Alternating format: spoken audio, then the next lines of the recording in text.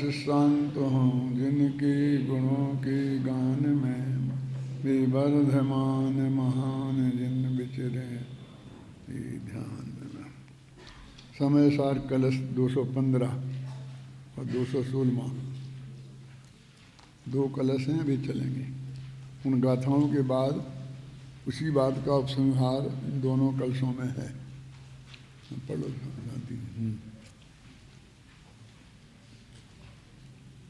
इसमें देखना है पेज नंबर। हाँ 372 पेज के ऊपर देखो।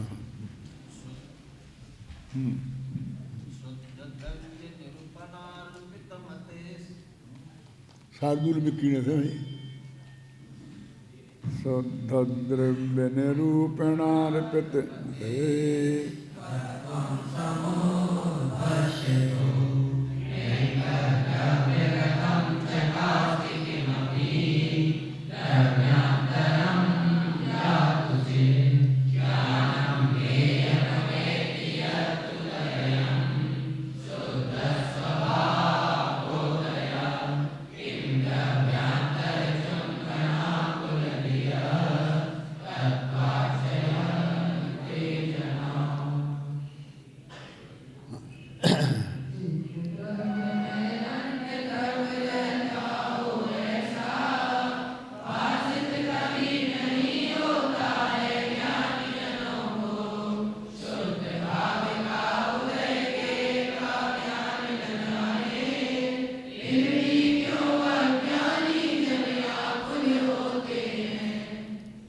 पहले इसमें कर्ता कर्म संबंधी, भोक्ता भोग संबंधी इन संबंधों का निषेध किया था दो द्रव्यों के बीच में। और ये कहा था कि प्रत्येक द्रव्य स्वयं का ही कर्ता भोक्ता है और स्वयं ही उसके भोग्य है। वो स्वयं का स्वयं में ही होता है। कर्ता कर्म और भोक्ता भोग्य अलग अलग द्रव्यों में नहीं हो सकता। फिर बाद में ज्ञाता ज्ञेय के संदर्भ में क्या है, तो ज्ञाता ज्ञेय भी अब पर के संदर्भ में पर का कर्ता तो किसी भी कीमत पर रंच मात्र भी नहीं है। जिस व्यवहार नए से पर का कर्ता कहा जाता है वो तो असद्भुत व्यवहार है। लेकिन सारे लोकालोक को जानना वैसा असद्भुत नहीं है जैसा कि पर का कर्ता भोगता है। यानी कर्ता तो है ही नहीं, भोगता तो है ही नहीं और जानता तो पक्का है। कल जैसे नाचार्य की पंक्ति पढ़ के बताई थी ना कि इन दोनों में अंतर क्या है। अभी हमारे बहुत से आध्यात्मिक विद्वान भी तीनों को एक ही उसमें खताते रहे हैं और नए चक्र में भी पर के साथ संबंध होने ना, पर को जानता है, इसलिए पर का संबंध होने से उसे असद्भुत व्यवहार नए में भी लिया है। क्योंकि पर को जानता है ना, पर आया ना बीच में, इसलिए।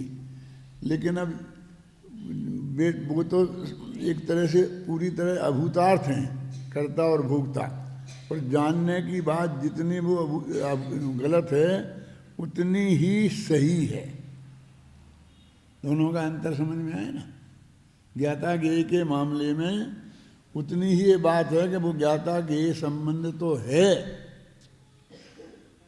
लेकिन इससे कोई फर्क नहीं पड़ता। देखो छंद को मैं आपको अर्थ बताता हूँ।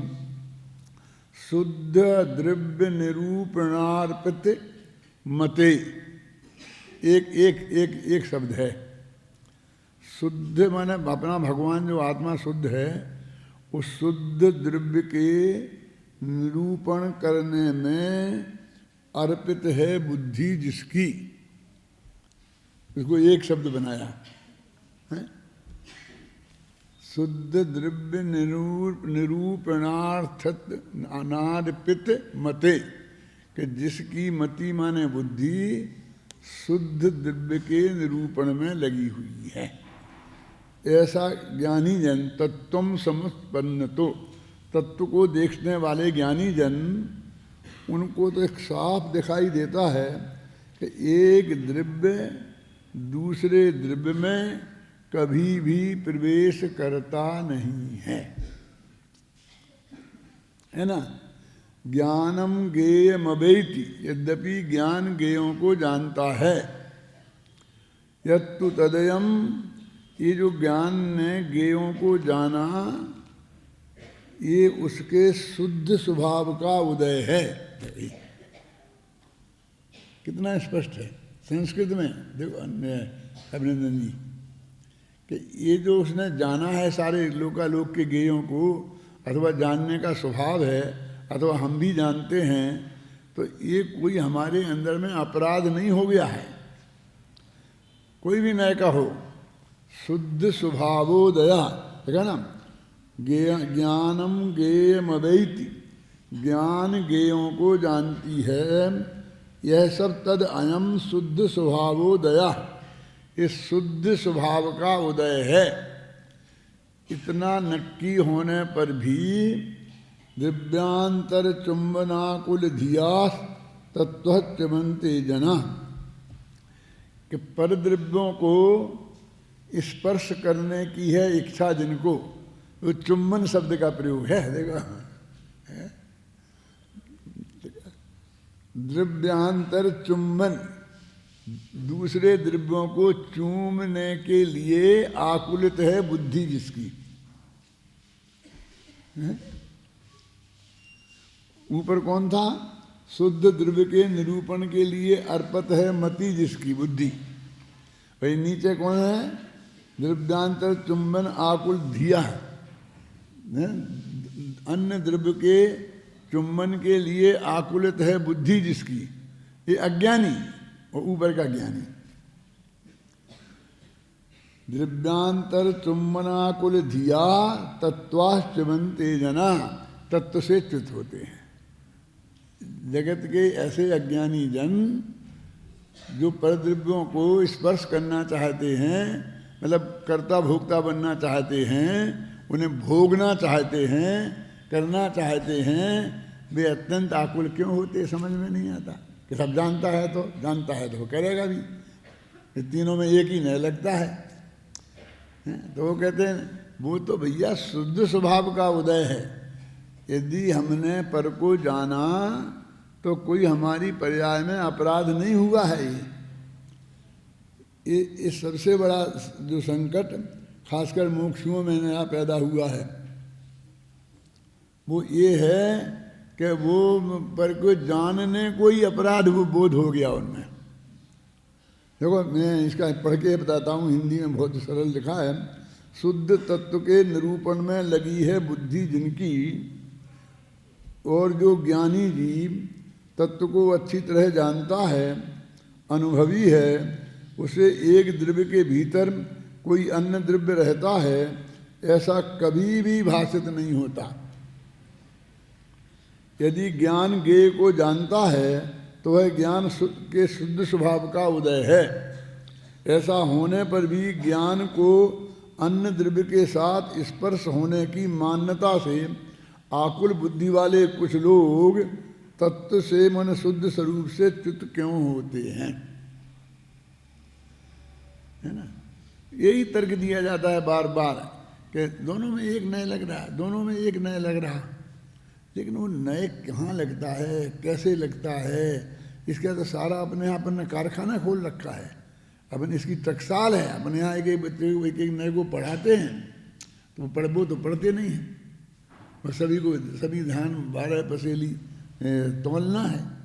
अरे मोक्ष में जब हम जाएंगे तो पर को रंच मात्र भी साथ में नहीं ले जाएंगे, और मोक्ष में पहुंचने के बाद पर का कुछ भी नहीं करेंगे, ना पर द्रव्य से कोई संपर्क होगा, है ना, और जानेंगे लोकालोक को। दोनों की क्या होड़ है, वो कहते जानना, लोकालोक को जानना, ये तो शुद्ध स्वभाव का उदय है। और फिर भी लोग इसको तो मानते हैं कि यदि मैंने पर को जाना तो मेरा आत्मा अशुद्ध हो जाएगा। इस भय से आकुलित होते हैं और परद्रव्य को ग्रहण करना चाहते हैं। परद्रव्य को ग्रहण करने की बुद्धि वाले कुछ लोग इस जगत में इतने अच्युत होते हैं। देखो, एक द्रव्य में अन्य द्रव्य रहता हो ऐसा भाषित कभी नहीं होता है ज्ञानी जनों को। ज्ञानी जनों को ऐसा बिल्कुल मालूम नहीं पड़ता है क्या कि एक द्रव्य दूसरे द्रव्य में रहता है।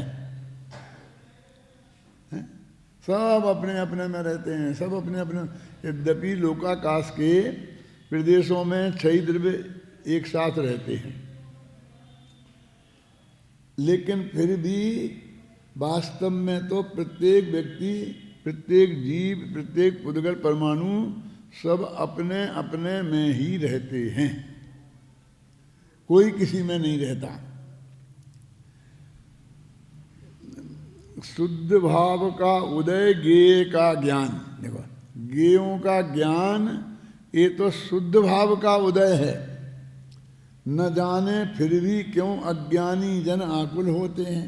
अब इतनी क्लियर बात है, फिर भी यदि ज्ञान ज्ञेयों का ज्ञान हो जाएगा तो बहुत बड़ी तकलीफ खड़ी हो जाएगी। इसलिए अज्ञानी जन बहुत आकुलता करते हैं और परद्रव्य को स्पर्श करना चाहते हैं, परद्रव्य के संबंध रखना चाहते हैं। तो ऐसा जगत पर वो आचार्य कहते हैं, हमने कलई के उदाहरण से और इतने विस्तार से सब बात समझा दी, फिर भी जगत जन ऐसा क्यों करते हैं? उनके अज्ञान की अनंत महिमा है। अगला कलश पढ़ो।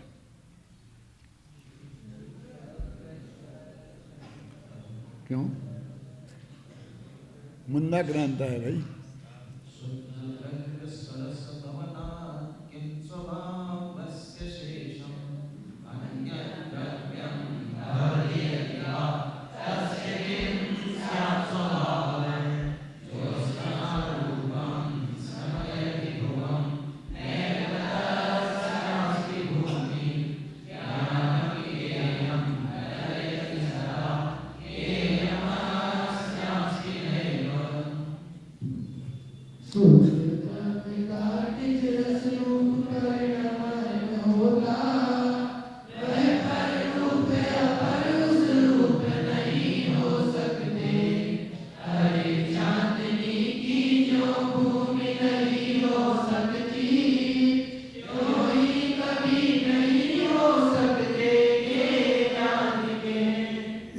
चंद्रमा की चांदनी आकाश में खिलती है और वो पूर्णमासी के दिन, कल पूर्णमासी होगी ना, देखना सारे जगह एकदम जगह एक रोम रोम खिला होगा, पृथ्वी सब जगह। तो जहाँ जहाँ वो चंद्रमा की चांदनी गई तो वो सारी जमीन चंद्रमा के बाप की हो गई। तो कहते एक ज्ञान जहाँ जहाँ गया और जिन जिन गेयों को जाना वे गे उसके हो गए। ये कहाँ कौन सा न्यायालय है? आजकल जो पेटेंट चलता है ना, पेटेंट, वो इसी सिद्धांत के आधार पर चलता है कि जो बात मैंने पहले जान ली अब उसमें मेरा पेटेंट है, अब आप उसको कुछ नहीं जानते, है ना। अनुभव बनाया उनने, तो उनने पहले बना लिया। अब वो हमें नहीं बताएं, लेकिन हम नहीं बना सकते, ये कहाँ से लाए? उनने कोई दवाई बना ली, उन्हें दवाई तो बनाई नहीं है। यही सब चीज़ें, सोंठ मिर्च पीपर, जो सब चीज़ें हैं अपने इर्द गिर्द में, उन्हीं का मिश्रण करके कहीं ये मिलाया, ये घटा किया, ये कम किया, ये ज़्यादा किया, तो एक दवाई बना ली। अब उन्होंने उसे पेटेंट करा लिया। अब हमारे घर में लगा हुआ हमारा नीम, अब उसने नीम की गोली बनाकर और हमको एक एक गोली 5-5 रुपए में बेच रहे हैं, क्या?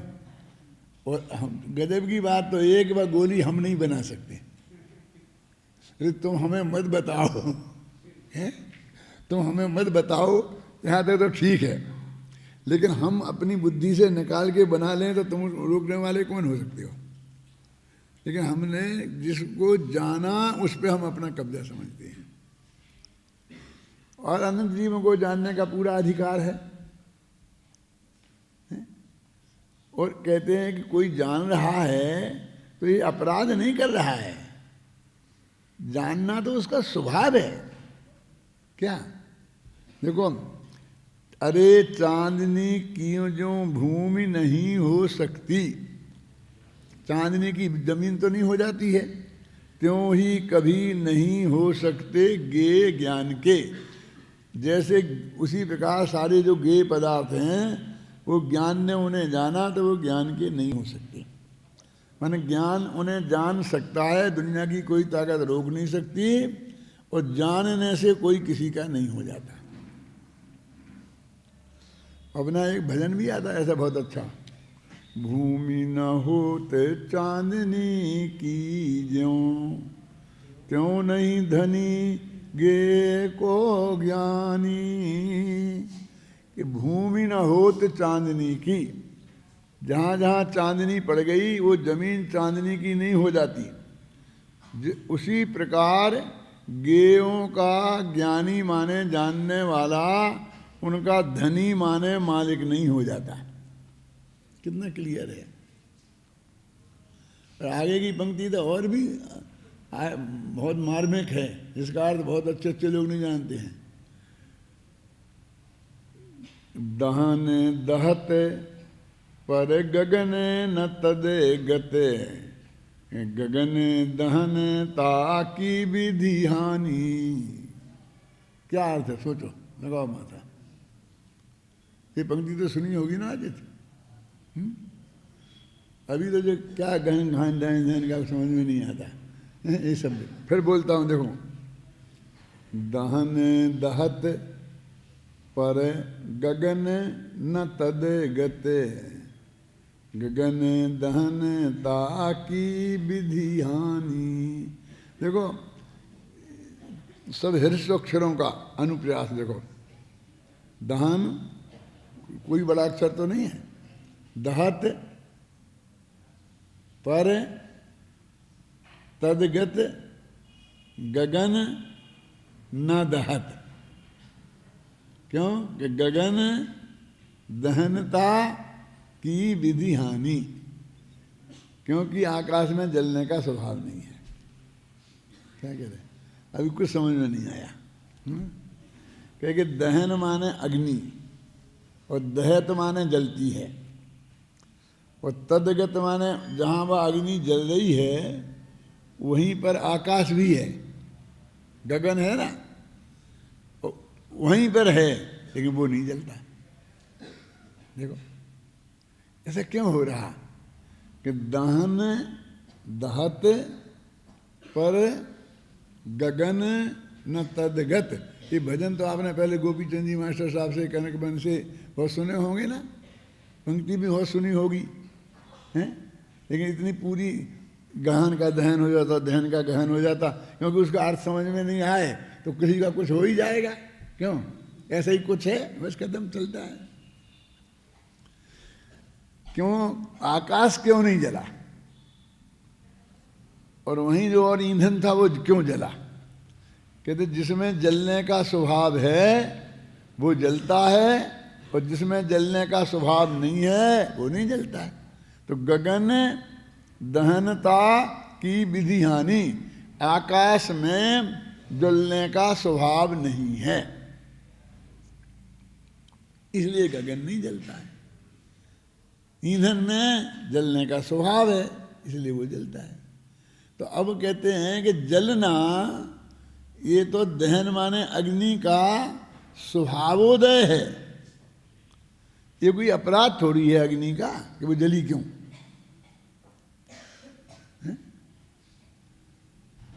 अब कोई आदमी उसको अपराध मान ले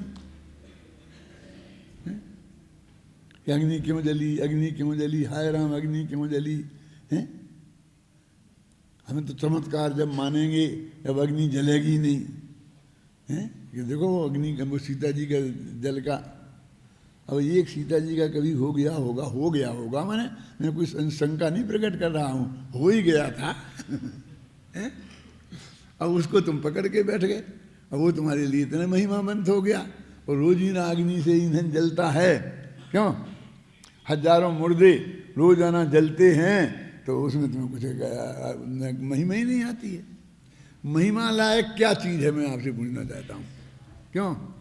जो जलता है ईंधन ये महिमा लायक है कि वो ईंधन ने नहीं जला, ये महिमा लायक है। ये सहज स्वभाव का उदय है, वो महिमा लायक है। अब वो तो हमें महिमा ही लायक नहीं लगता है। इसको तो चमत्कार चाहिए, चमत्कार चाहिए, कुछ ना कुछ चमत्कार चाहिए। ये वस्तु के स्वरूप में चमत्कार होता ही नहीं है। जो वस्तु का जो स्वभाव है ना, वो हमारे समझ में नहीं आया, इसलिए वो हमें चमत्कार जैसा लगता है। वो वैसा ही होना था, वैसा ही उसका स्वभाव वैसा ही था। अभी इसमें क्या हो गया, एक आदमी को वो जड़ी बूटी मिल गई कि जिसको वो लेकर के अपने हाथ पर ऐसा मल लेता है, और अब उसके ऊपर अग्नि रखो तो हाथ जलता नहीं है। फिर वो जड़ी बूटी है, उसने किसी ने बनाई नहीं है, जंगल में पैदा हुई है अपने आप। बस तुमने तो सिर्फ जान ली है ना, तुम्हें पता चल गया कि ये जड़ी बूटी को यदि हाथ पर माला दो फिर आग रखो तो जलती नहीं है। तुमने सिर्फ जाना है ना, उसने कुछ नहीं किया, बस तुम बड़ी चमत्कारी हो गए। अब तुम चाहो तो सारे देश को लूट सकते हो, दुनिया को लूट सकते हो। कि देखो हाथ पे आग रख दी और नहीं जली, नहीं जली। क्या इसमें क्या हो गया है? मेरा मतलब समझ गए ना? यानी ये भी कोई स्वभाव के विरुद्ध कुछ नहीं हुआ है। दुनिया को पता नहीं है, तुमको पता चल गया है, अब बेवकूफ बनाते हो दुनिया को। खत्म। तुम बता दो दुनिया को कि ये जड़ी बूटी है और इसमें लगाओ हाथ पे, नहीं जलते, खत्म हो गई बात 1 सेकंड में। है? क्या है इसमें, मैंने बताओ। ये सारे जगत को नहीं बता। देखो इस मूर्खता की वजह से हमारी सारी विद्याएं नष्ट हो गई। जो हमारे बुजुर्गों के पास थी ना, एक एक ऐसी ऐसी दवाइयाँ थीं, बिल्कुल रामबाण औषधि, लेकिन उसने अपने बेटे तुक को नहीं बताया। बस कोई बाजार से ही समझ में पे चुपचाप खरीद लाता, बना बनू के घोंट घाट के बस दे देता कि इसमें क्या है मैं बताऊंगा नहीं, मैं बताऊंगा नहीं, मैं बताऊंगा नहीं, मर जाऊंगा जब तक बताऊंगा नहीं। एक भाई मेरे पास आए थे शिविर में, अभी नहीं है वो, होते तो भी मैं कह देता हूँ उनके सामने कि साहब मेरे पास एक ऐसी जड़ी बूटी है, ऐसा है वो है कि मैं उससे ये कर सकता हूँ, ये कर सकता हूँ, ये कर सकता हूँ। बहुत अच्छी बात है। मैं सुनता रहा। अभी मैं वो अपनी जितनी मोक्षों की संस्थाएं हैं ना, उनके उद्धार के लिए उसका उपयोग करना चाहता हूँ। सबका उद्धार उन्हें करना था, जो टोडरमल का भी करना था। क्या तो उन्होंने कहा कि क्या है कि वो उसकी है, मैं वो दवाई तो बहुत बिल्कुल कोई मतलब कीमत नहीं है ज़्यादा, उसकी कुछ भी नहीं है। अभी मैं उसे 10 रुपये में ऐसा बेचता हूँ, संस्था चाहे तो 100 रुपये में बेचे, और सारी संस्थाएं लेके उसे 100 रुपये में बेच के, और सब इतनी आर्थिक दृष्टि से संपन्न हो सकती हैं कि बहुत बढ़िया चल सकती हैं, वे किसी से दान मांगने की जरूरत ही नहीं रहेगी। और मैं अभी मरने के पहले वो दे जाना चाहता हूँ, अभी तक मैंने किसी को बताई नहीं है, और मैं आपको बताना चाहता हूँ। और मैं आपको बताना, भैया मत बताना मेरे को नहीं बताना। नहीं आप मजाक समझ रहे ऐसा, लेकिन मेरी शर्त है कि सब संस्थाओं का उसमें कल्याण होना चाहिए, अकेली आपकी संस्था का नहीं। जितनी भी अपनी हैं, दिल्ली में है, रोहनगर में है, यहाँ बहुत इतने शिविर में ही, ये शिविर की घटना है। मेरे बहुत माथा खाया वो मेरा। मैंने कहा देखो भैया, पहले तो हमको तुम्हें जेल में डालना है, नहीं रहने देना है, बिना उसे यदि तुम्हारे पास सचमुच कुछ है तो उसकी पहले गवर्नमेंट से वो क्या करवाना पड़ता है, इसकी जांच करवा करके और मान्यता प्राप्त करा करके कि ये दवाई इस चीज़ की है, और तुम वो क्या करवा लो, क्या रजिस्ट्रेशन वगैरह जो करवा करके, और वो करवाओ पहले, नहीं तो जो भी व्यक्ति देगा वो सीधा जेल में जाएगा।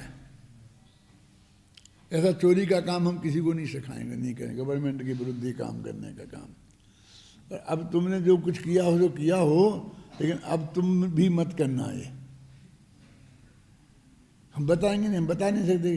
कौन पूछ रहा तुम के हमें बताओ, हमें नहीं जानना तुम्हारी वो बात। ये अंग्रेज लोग वो जो भी इन्हें पता है वो ला के सब बताते हैं यूनिवर्सिटियों में।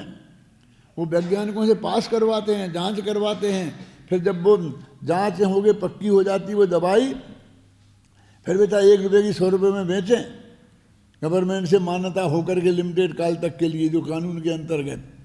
लेकिन ऐसा नहीं कर सकते जैसा आप करना चाहते हो। ये तरीका सही नहीं है।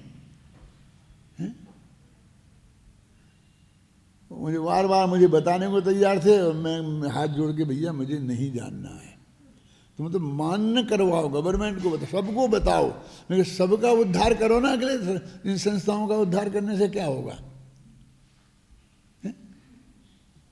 ये संस्थाएं कहाँ भूखी मर रही हैं?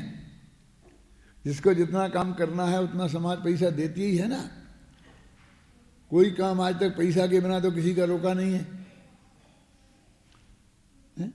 रुक गया कोई संस्था का कोई काम? बोलिए। हमको चाहिए थे कि हमको इतने 150 विद्यार्थी पढ़ाने हैं, तो हमारे पास पैसा नहीं दिया, दातार नहीं मिला, इसलिए हम 2 विद्यार्थी भर्ती नहीं कर पाए। आज तक तो ऐसा हुआ नहीं।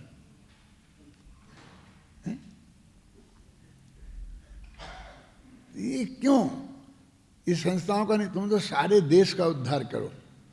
जो जितनी तुम्हारे पास दवाई है उतनी बढ़िया, इतना फायदा हो जाता है उससे। तो जितने लोग हैं, मतलब गरीब से गरीब हैं और बहुत तकलीफ में हैं, तो उनको बिल्कुल 2 रुपये की दवाई है तो 1 रुपये में दो नहीं, कोशिश करो ना। और कह दो कि बनाने के लिए हमारी बहुत व्यवस्था करने में टाइम लगता है, तो 5 ले लो, 10 ले लो, 15 ले लो, कोई बात नहीं है, लेकिन सब तक पहुँचाओ तो। इसको लेके क्यों मरना चाहते हो? सारी विद्याएं ऐसे ही खत्म हो गई। बाप बेटे तक को नहीं दे गया मरते दम तक। ऐसी स्थिति है। और उनकी विद्याएं दिन ना दूनी रात चौगनी बनप रही हैं। क्यों हमारी ऐसी खोटी बुद्धि हमारे यहाँ हुई? ये ज्ञान पे किसका कब्जा है? ज्ञान ज्ञेय को जानता है, एक ज्ञान की शुद्धता का उदय है।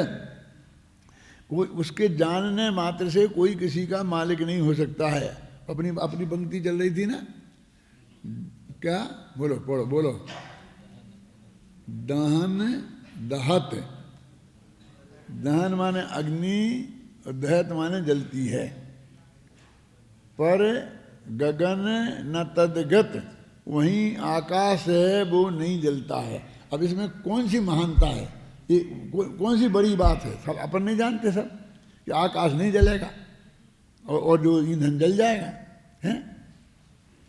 क्योंकि गगन दहनता की विधि हानि, आकाश में जलने का स्वभाव नहीं है। तो ऐसे ही भगवान आत्मा को सारे लोकालोक को जानने का स्वभाव है। तो यदि वो पर को जानता है तो ये तो उसके स्वभाव का उदय हुआ। हमने उसको मान लिया अज्ञान का उदय।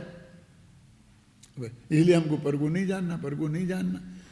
तो पर को जानना भी, वो एक पंक्ति बोलते हैं गुजरातियों में, वो बहुत बोलते थे, जानवाना लोभना सगलो संसार छे।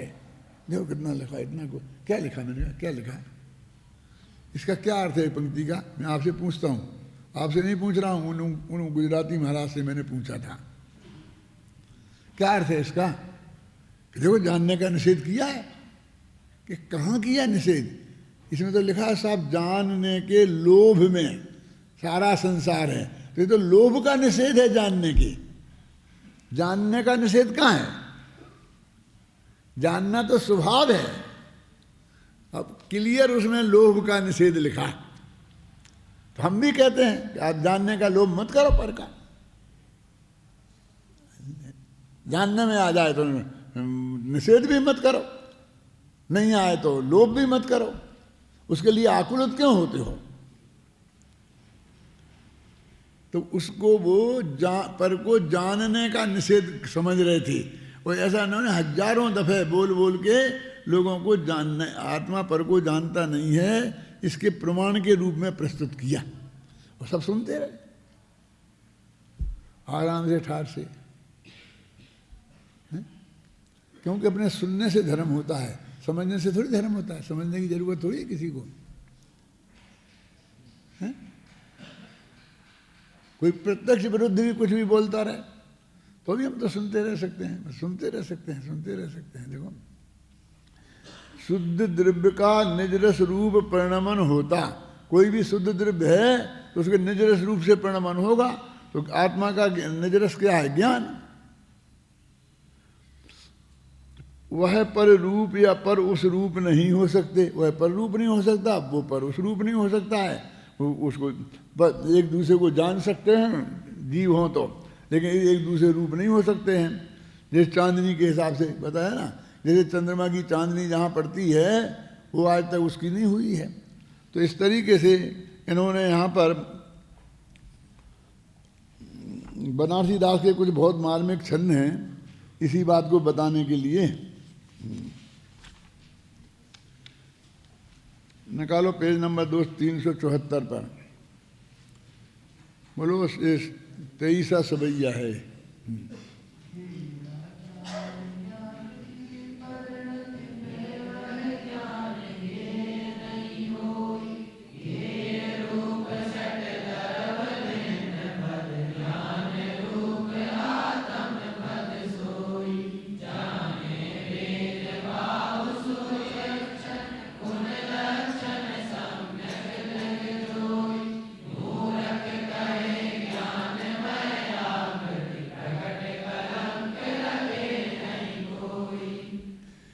देखो, ज्ञेयाकार ज्ञान की परिणति, ज्ञान की परिणति ज्ञेयों के आकार रूप में परिणमित होती है। कल कुछ बताया था ना ज्ञान की कैसे होती है, जानने की प्रक्रिया क्या है। अपने ज्ञान में उन ज्ञेयों का आकार बनता है।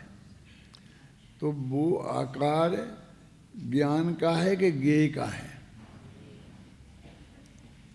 समझे ना। मैंने बनारसी दास की लिखी हुई एक पूजन की पंक्ति भी आपको बताई थी ना कल, सिद्ध भगवान की। ज्ञायक ज्ञेयाकार ममत्व निवारकें सो परमात्म सिद्ध नमो शिवनायक। आता तो ज्ञान क्या कह करे? ज्ञायक ज्ञेयाकार, ज्ञायक माने अपना भगवान आत्मा, वो ज्ञेयाकार रूप से परिणमित होता है। माने जिन ज्ञेयों को वो जानता है उन ज्ञेयों के आकार उस ज्ञान में बनते हैं। तो ज्ञायक ज्ञेयाकार, अब जो ज्ञेय के आकार बने ना तो उनमें हम उन आकारों में ममत्व करते हैं। ज्ञान में नहीं, जो भी आकार बने और उन आकारों में बने तो उन्हीं जैसे आकार सामने हैं तो उनसे ममत्व करते हैं। वे हमारे हो गए, क्योंकि हमारे ज्ञान में जो बना वो यहाँ है। तो वो तो ये कह रहे हैं कि ज्ञान में जो ज्ञेयों के आकार बने उन ज्ञेयों से तुम अपना ममत्व छोड़ दो। ज्ञायक ज्ञेयाकार ममत्व निवारके, कि जो जिन जिन ज्ञेयों के वो आकार हैं तुम उन जिन जिन ज्ञेयों के बोलते हैं, लेकिन वो जिन जिन ज्ञेयों जैसे हैं तो अपने ज्ञान के ही बने, तो वो ज्ञान के ही हैं, है ना। मैं एक आपसे पूछता हूँ ना, ये बनते हैं ना खाने के, ये चीनी की चीनी शक्कर का घोड़ा, शक्कर का हाथी बनाते हैं। कबूतर, चिड़िया बनाई शक्कर की बढ़िया, बच्चों को बना बना कर करते कि नहीं है। तो वो शक्कर की चिड़िया शक्कर है कि चिड़िया है? क्या समझना? शक्कर की चिड़िया शक्कर है कि चिड़िया है? अब फिर अपन भाई आराम से वो बच्चा खाता है, उसकी टांग तोड़ के खा ली, हम हंसते हैं, अरे मूर्खो, ये तुमने इस चिड़िया के आकार की शक्कर क्यों दी इसे? उस चिड़िया को मारने के बहुत बुरा है ऐसा जो संस्कार उसके अंदर में था, अब तुमने वो शक्कर की चिड़िया बना बना के टांग तोड़वा तोड़वा के खिला खिला करके उस चिड़िया को मारकर तोड़कर खाने का जो उनको घृणा थी वो निकाल दी तुमने। कितना नुकसान किया। अब समझ में है ना? तो उस आकार का की वो चीज बनाई है। अब वो भी बच्चा जानता है कि ये चिड़िया नहीं है, ये अजीब है, इसलिए वो तोड़ के खाता है, लेकिन बोलता तो वही है ना, चिड़िया। तो ऐसे ही कहते हो गेयों में जो के आकार बने उन गेयों में ममत्व करता है। वो ज्ञान में के आकारों में करे तो उसकी तो कोई दिक्कत ही नहीं है, क्योंकि वो तो ज्ञान का खुद का ही आकार है, खुद का ही परिणामन है। अब उस पूजन की इतनी गहराई को कौन समझे? वे तो अध्यात्मी थे बनारसी दास जी, इसलिए उन्होंने वहां लिखा। तो ऐसे ही ये कहते देखो, गेयाकार ज्ञान की परिणति पे वह ज्ञान गेय नहीं होई। ज्ञान की परिणति गेयाकार होती है, पर उसकी वजह से वो गेय ज्ञान नहीं हो जाता। मैंने गेय का आकार ज्ञान में झलका, उससे वो गेय उसका नहीं हो जाता, गेय पे उसका कब्जा नहीं हो जाता। गेय रूप षड द्रव्य भिन्न पद और ज्ञान रूप आत्म पद सोय। गेय रूप तो 6 द्रव्य हैं और ज्ञान रूप अपना भगवान आत्मा है। जाने भेद भाव जो विचक्षण, जो चतुर आदमी है, विचक्षण माने सम्यक दृष्टि चतुर, गुण लक्षण सम्यक दीर्घ जोई, के बुद्ध लक्षण से गुणों से अच्छी तरह से पहचान कर निर्णय कर लेता है कि ये क्या चीज है, दोनों का भेदभाव जान लेता है। मूर्ख कहे ज्ञानमय आकृति, प्रगट कलंक लखे नहीं कोई। कि मूर्ख कहता है कि ये ज्ञान में जो आकृति है ये ज्ञान का एक कलंक है, मैंने उस ज्ञान को जानना है ना। तो ये बात यद्यपि ज्ञान की परिणति गेय जैसे आकार में परिणत होती है, गेयाकार होती है, तथापि ज्ञान गेय रूप नहीं हो जाता, वह ज्ञान ज्ञान रूप ही रहता है। गेय रूप 6 द्रव्य अलग हैं और ज्ञान रूप आत्मा अलग पदार्थ है।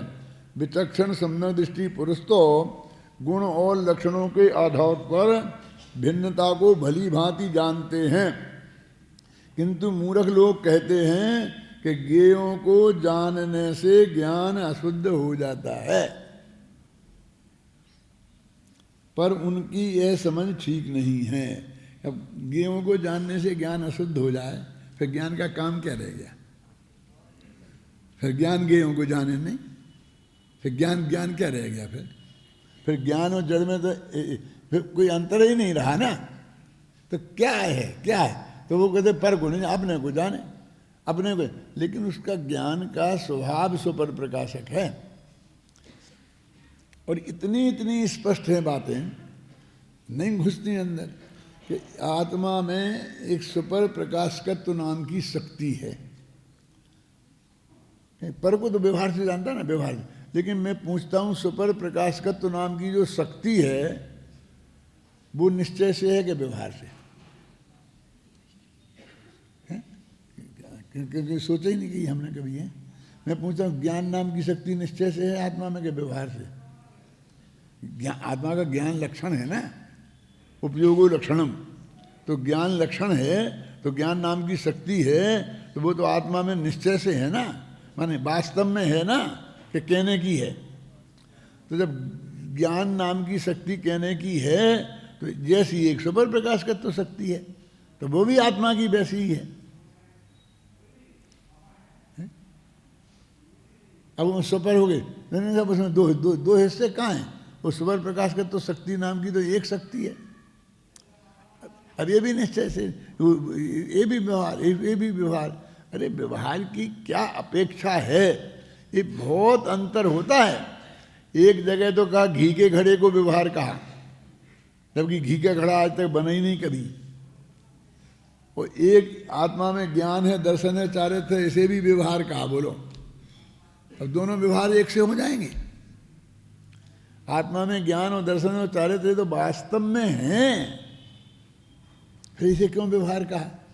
तो उन्होंने कह दिया भेद है, तीन कहे ना, तीनों अखंड हैं, और हम तीनों को हमने तीन करके अलग अलग समझाया।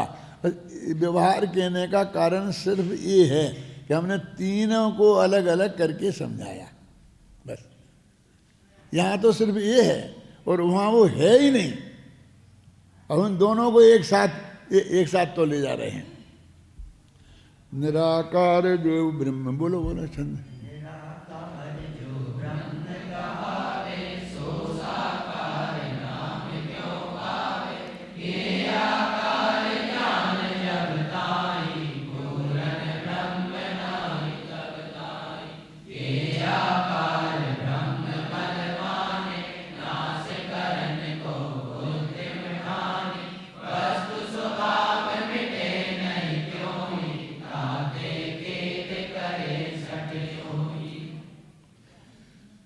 क्या कहता है अज्ञानी? निराकार जो ब्रह्म कहावे, मैं भगवान आत्मा तो निराकार होता है।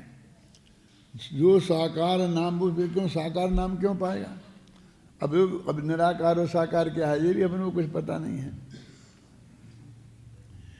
वो जो गेयों को जानने रूप गेयाकार परिणमित हुआ उसे साकार बोलते हैं, ख्याल में है ना? वो निराकार, आप उसके वैसे स्वरूप तो निराकार है। अब आप देखो, तीन चीजें होती हैं, एक निराकार, एक अनाकार और एक आकार। साकार समझ, सारा एक साकार तो बोले ना, तो साकार, निराकार और अनाकार, तीन हो गए। तो अनाकार तो आत्मा है और निराकार सिद्ध भगवान है। निर्गतो आकारा यस्सा निराकारा, जिसमें आकार निकल गया है उसे निराकार बोलते हैं। नी माने निकल गया है, यानी पहले था, तो जो पहले था वो साकार हो गया। तो जो देह आदि के संयोग में जो आकार अवस्था बनी थी, जैसे कौन सा गुण होता है ना, प्रदेशत्व गुण की वैसे भगवान के आकार होता है ना, हाँ, सत्वगुण के विकार, तो वो आकार, तो एक तो असंख्य प्रदेशी आकार है। अब असंख्य प्रदेशी क्यों बोल रहे? क्योंकि अभी एक एक क्षण में बदलता है। वो हाथी के में हाथी जैसा हो गया, चिंटी के में चिंटी जैसा हो गया, अपने मनुष्य में मनुष्य आकार है। तो फिर मनुष्य जब तक रहे तब तो मनुष्य आकार रहेगा ना। अरे तब भी एक एक क्षण में बदलता है। जो मैंने ऐसा हाथ उठाया तो मेरे आत्मा के प्रदेशों का आकार बदला कि नहीं बदला? मेरे आत्मा के प्रदेश से हाथ के साथ यहाँ तक पहुँचे कि नहीं पहुँचे? तो कितना आकार बदल रहे? क्यों? जब आप लोग को सामायिक करने बैठ गए, बिल्कुल हिले नहीं, ये कोशिश करके क्या है, हिले नहीं, तो तब तो नहीं बदलेगा ना। फिर तो बदलेगा, कैसे बदलेगा? कि वो सांस लेगा ना, सांस तो तभी चलेगी कि नहीं चलेगी? तो सांस अंदर जाएगी तो पेट बाहर निकलेगा, तो सांस बाहर आएगी तो पेट अंदर जाएगा। तो वो आकार, उसी के आकार आत्मा के प्रदेश भी घटबढ़ होंगे। तो एक समय भी ऐसा नहीं रहता है कि ये आकार बदले बिना नहीं रहता। इसलिए निश्चय से असंख्य प्रदेशी कहा, उसको ही आकार कहा। ये एक को तो कह ही नहीं सकते ना, ये तो प्रति समय इसका आकार बदलता है। और इसीलिए उन्होंने असंख्य प्रदेशी भी कहा और निराकार का कोई आकार, जो अंतिम देह प्रमाण रहता है ना सिद्ध भगवान का, तो अंतिम देह का भी निकल गया, किंचित न्यून हो जाता है ना, तो उनको वे निराकार बोलते हैं। तो वो कहते हैं कि आत्मा का संबंध है, आत्मा का अस्तित्व कोई आकार से है, अनाकार है। तो अभी आत्मा का ध्यान करते स्थिर स्थिर चाहिए, स्थिर चाहिए, बिल्कुल स्थिर चाहिए, स्थिर चाहिए। स्थिर हो सकता है? आत्मा के प्रदेशों में जो कंपन होता है इसे योग बोलते हैं, वो सबसे ज़्यादा किसको होता है मालूम? अरहंत भगवान को होता है। यानी सबसे ज़्यादा आत्मा उनका कांपता है।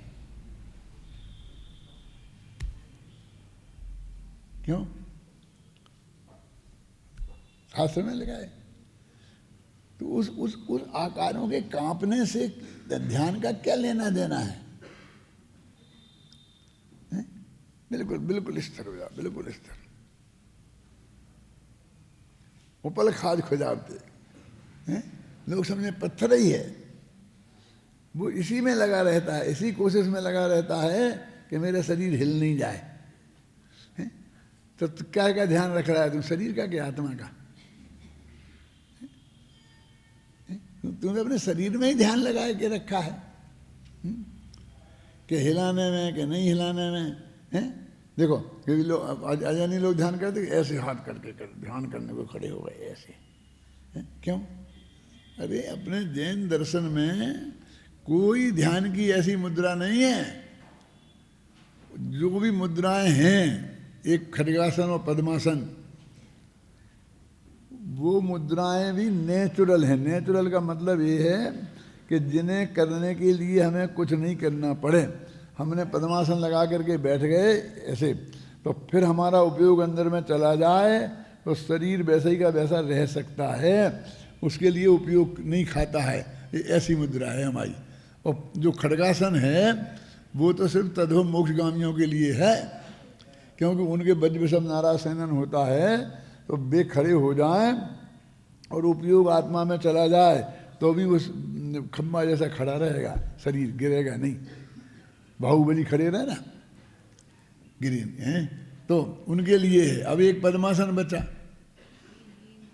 क्यों? अब जिनकी रीढ़ की हड्डी सीधी नहीं है तो उनका देह मनुष्य भाव गया, वे तो ध्यान नहीं कर सकते हैं। और ऊंट तो बेचारा कर ही नहीं सकता है। क्या करे, क्या करे? मैंने अपनी ध्यान की किताब में ये निकाला है शास्त्र में से कि ध्यान लेटे लेटे भी होता है, तो प्रूफ दिया है। देखना उसमें। क्यों? कि असली ध्यान तो लेटे ही लेटे हो पाएगा, कि हमको फिर शरीर के लिए कुछ नहीं करना है। यदि हम बैठे हैं तो हमें थोड़ी सावधानी चाहिए, नहीं तो गिर जाएंगे, है ना? आप समझ में? गिर जाएंगे ना। लेकिन लेटे होंगे तो गिर के कहाँ जाएंगे? और यदि हम बीमार हो जाएंगे अंत समय में तो हम उस वक्त आत्मा का ध्यान नहीं करेंगे, हैं? हम बैठने की पोजीशन में नहीं होंगे, हैं? हम खड़े रहने की पोजीशन में नहीं होंगे। आप जानते हैं कि यदि आप खड़े हो जाएं और आंखें बंद करके खड़े रहें तो गारंटी से चक्कर आ जाएगा और गिर जाएंगे। ये डॉक्टर लोग ये बोलते हैं कि नहीं, आंखें बंद करके खड़े नहीं होना। अच्छे से अच्छे आदमी को, बिल्कुल स्वस्थ से स्वस्थ को कोशिश करके देखना अभिनंदन जी, ये माथे पर साफा बांध लेना। फिर कम से कम माथा ना फूटे। अरे भाई, ये उपयोग खाता है ये शरीर कोई विशेष पोजीशन में रखने के लिए। तो खड़े होने की पोजीशन ऐसी नहीं है साधारण संगठन वाले की कि वो उपयोग खाए बिना हो जाएगा। उपयोग वहाँ से हटा शरीर पे से वो गिरा, तो उसकी थोड़ी मुख्यता है। मुख्यता तो तेरे उपयोग की है, और उपयोग को भी अब कहाँ अंदर ले जाने की जरूरत रह गई, क्योंकि पर के जानने में भी कोई गड़बड़ तो है ही नहीं ना, वो भी स्वभाव का उदय है। इतना उसका हट क्यों? अब हमें आत्मा की रुचि है और पर पदार्थों में रुचि नहीं है। रुचि तो पर पदार्थों की नहीं चाहिए ना, क्योंकि श्रद्धा गुण तो स्वप्रकाशक है, पर प्रकाशक नहीं है। ज्ञान गुण स्वपर प्रकाशक है, लेकिन श्रद्धा गुण तो नहीं है ना। तो रुचि तो हमें, रुचि माने श्रद्धा, तो वो तो हमें अपने आत्मा की चाहिए ना। तो जहाँ रुचि होती है वहाँ उपयोग अपने आप जाता है। तो हमारी रुचि आत्मा में होगी तो हमारा उपयोग भी आत्मा में सहज ही जाएगा। क्यों? यदि केवल भगवान का, कि उनका क्या होगा कि उनको तो कोई समस्या ही नहीं है, क्योंकि उनमें सारा लोकालोक एक साथ उनके ज्ञान में आ जाता है, और फिर भी उनके आनंद में रंच मात्र भी भग्न नहीं पड़ता।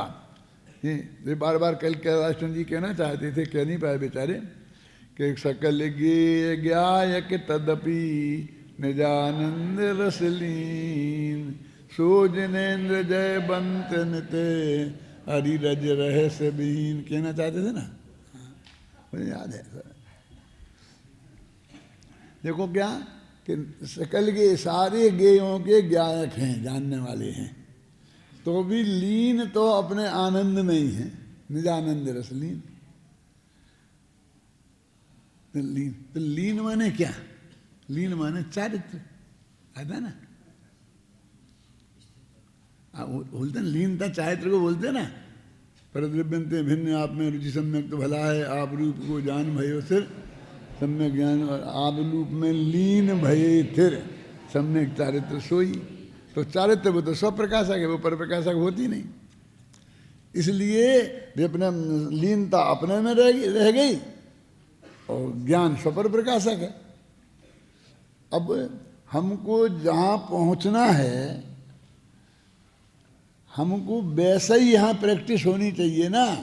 अब प्रैक्टिस तो हमें पर को नहीं देखने की और स्व को देखने की करेंगे, और फिर मोक्ष में चले गए तो पर को भी देखना पड़ेगा, तो बहुत तकलीफ पाएंगे। कल कहा था हैं कि तुम त्रिभंगी लाल मेरे हृदय में बस जाओ क्या? तो यदि फिर यहाँ से तो विरोध करेंगे काय का, पर को जानने का, और फिर वहाँ जाके अनंत काल तक पर को जानना पड़ेगा, तो सजा कहलाएगी ना वो। मेरा हमको हम तो तुम रुचि आत्मा में बढ़ाओ तो ऑटोमेटिक पर में से उपयोग हट के अपने आत्मा में जाएगा, लीन होगा कि नहीं। मेरा मतलब ये है कि तुम्हारी रुचि अपनापन जिसमें हो गया, वहाँ अपने आप उपयोग जाता है, वो पर जगह से हट जाता है, समझेंगे ना। इसलिए ऐसी कोई दिक्कत वाली बात नहीं है। ये बहुत छंद है। अभी ये अपना समय हो गया है, अब मैं नहीं चाहता हूँ कि अपन इसमें समय और करें। पढ़ लेना भैया, पढ़ लोगे तो फिर मैं अगली बात बढ़ाना चाहता हूँ कल। जैसे एक ये छंद है बहुत बढ़िया, वो यही जो अपन ने अभी पढ़ा है ना, एक छंद पढ़ लो, इसे सवैया एक तीसा।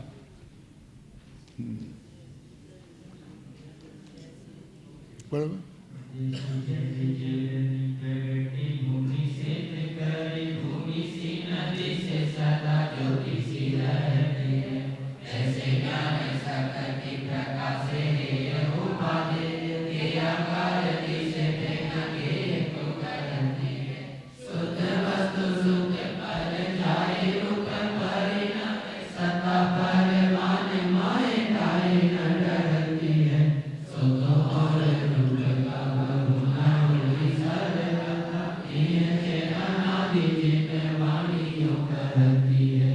बस एक प्रकरण हो गया पूरा अपना, जो अपन ने बात करी है। फिर अब अगली गाथाएं जो शुरू करेंगे उनकी भूमिका वाला कलश है।